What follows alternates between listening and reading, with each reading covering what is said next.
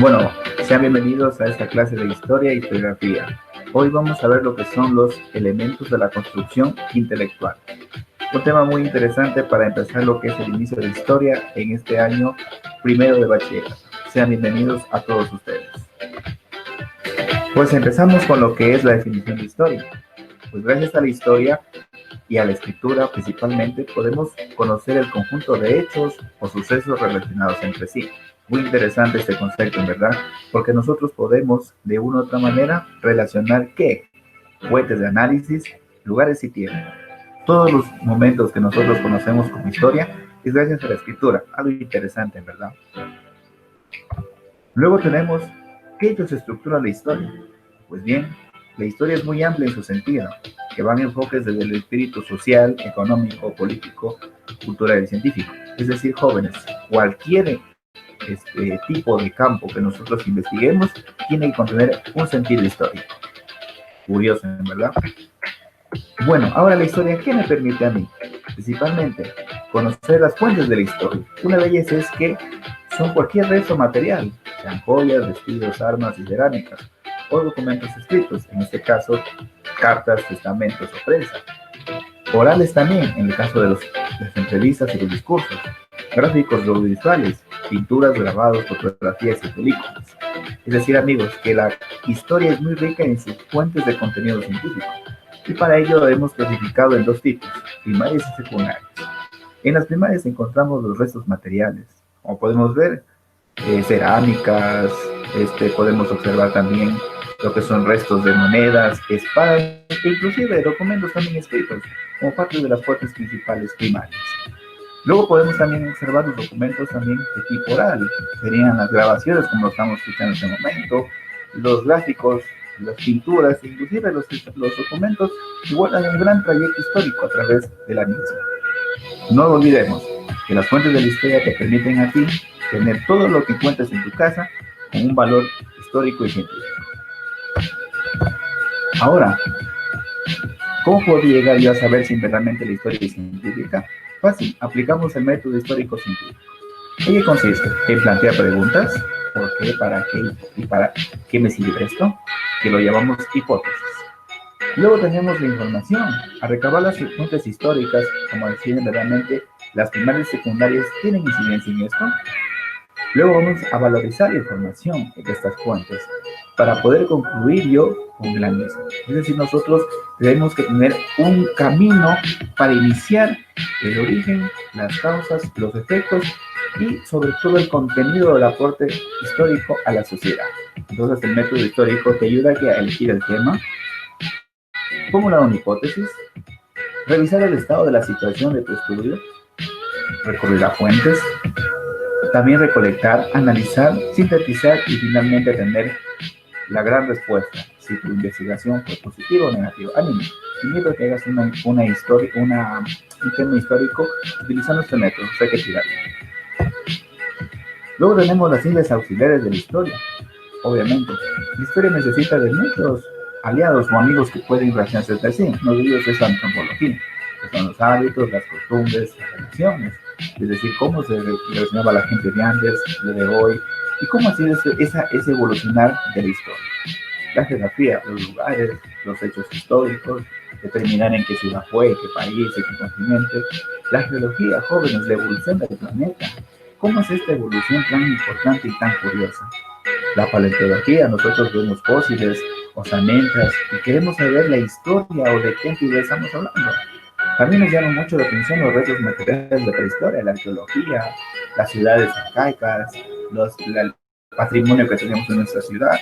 Es muy rica la historia en ese sentido. Y finalmente los resultados, es decir, los objetos, métodos de estudio que hemos utilizado, científico, histórico, analítico, interpretativo y todos los que podemos observar.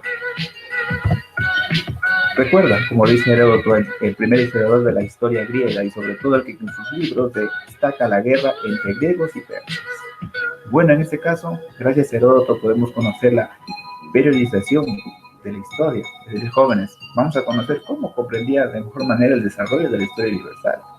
Determinar la diferencia el antes de Cristo y el después de Cristo. Por lo tanto, recordemos que el siglo I transcurre entre los años 1 y 100 y el siglo II a partir del año 101 y 200. Y ahí podemos diferenciar el antes de Cristo y el después de Cristo. También el primer milenio transcurre en los años 1 y 1000 y el segundo entre 1001 y 2000. Y nuestro amigo Heródoto nos recuerda que para ser un historiador debemos comprender la etapa evolutiva de las mismas. Entonces, para tener un alcance de la historia como algo fundamental. ¿Qué utilidad me da la historia? Bueno, en este caso la historia nos da tres campos. Primeramente, del pasado, sacar una conclusión, determinar por qué se dieron los hechos, de una visión crítica, decir, bueno, ¿cuál es mi papel dentro de este personaje como investigador? Y mantener y darle significado a los hechos, darles importancia, no que quede nomás como letra muerta o decir algo del pasado, más bien reconstruir y darle esa forma como aporte al conocimiento de la humanidad. Ahora, la historiografía necesita de un aliado, un amigo, como todos tenemos. Para ello recurrimos a la historiografía, segundo elemento del crecimiento intelectual. Recordemos que la historiografía es una ciencia que permite conocer, comprender, analizar e interpretar documentos. Miren, un documento que nosotros tranquilamente podemos tener, apliquemos esta fórmula: el conocer, saber qué voy a hacer, entenderlo y sobre todo analizarlo para interpretar y dar un razonamiento entre los demás. Para ello recurrimos nuevamente a nuestros aliados, que es el método investigativo histórico. Por lo tanto, la historiografía estudia el modo de la historia, cómo fue escrita, es decir, cómo los criterios fueron dando su forma y su estructura en el tiempo. Recordemos que proviene de dos latín, del latín etimos y logía. Etimos significa verdadero y auténtico, y logía, tratado o estudio. Ojo, aquí vamos a hacer una diferencia entre lo que es entre historia e historiografía.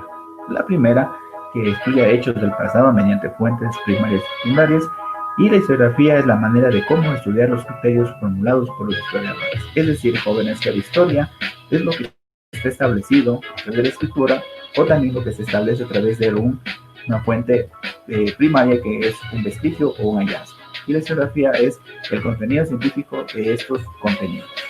Interesante. ¿Qué sustentan a estas corrientes? Muy bien, entonces fundamenta una investigación científica, crea un conocimiento, un criterio para el investigador. Impulsan siempre lo bueno, investigar, dar un aporte más a la sociedad.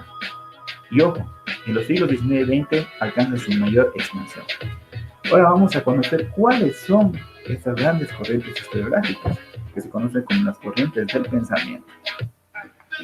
En este caso, tenemos aquí a nuestros amigos del positivismo histórico y del materialismo histórico. El positivismo histórico, que lo representa Augusto Comte, es exponer los hechos tal y como son cronológicamente, como el sonido, las voces que escuchamos de fondo, y sobre todo interpretar, y significa que no debemos alterar la historia, sino mantenerla tal como es. Su estudio se basa mucho en la teología, metafísica y positivismo, algo muy importante. En cambio, Carlos Marx, en su materialismo histórico, comprende que la economía es la base de la historia, es decir, que tuvo que existir el dinero para que la sociedad evolucione, necesidades, consumo, entre otras cosas que conocemos hoy en día, y la división de las clases: comunismo, socialismo, primitivismo, feudalismo y capitalismo. Anales. Nuestro amigo Max Bloch habla de que la historia se divide en tres etapas. El primero es de larga duración, mediana duración y corta duración. La larga duración es la que se divide en lentas, y también es la que nos ayuda a tener en cuenta que la mediana duración es la que se divide en etapas. Es decir, la era es la que tiene mayor duración, la etapa es la que tienen por periodos, y los de corta duración son los momentos rápidos y espontáneos.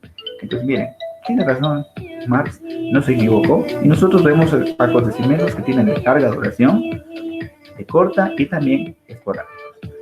El historicismo, en cambio, dice: no, señores, la historia es el presente y no el pasado. No podemos repetir los hechos.